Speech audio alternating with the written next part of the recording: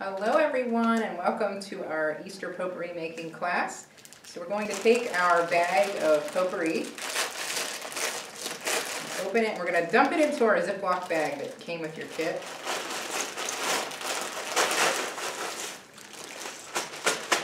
Simple enough. And now you have two containers of oil. You have lavender oil and you have vanilla oil. Both are essential oils. So they're the real thing.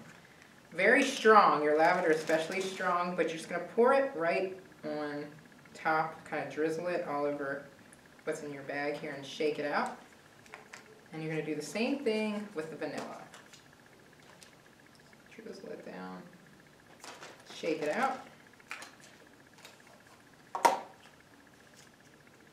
And then you're going to seal your bag up and leave some air in there because you're going to want to shake it. So we're just going to do that part while we shake it.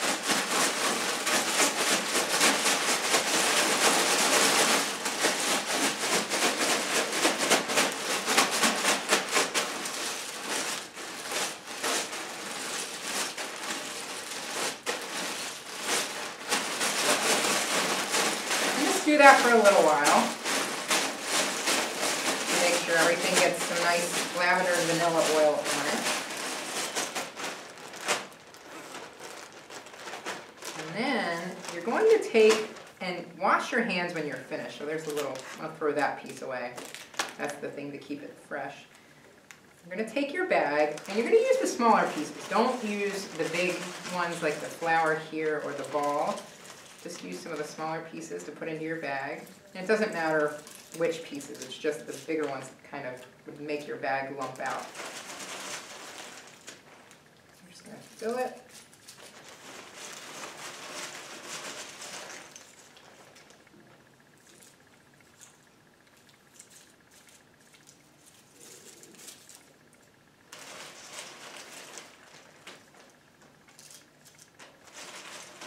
You're going to fill it all the way to the top.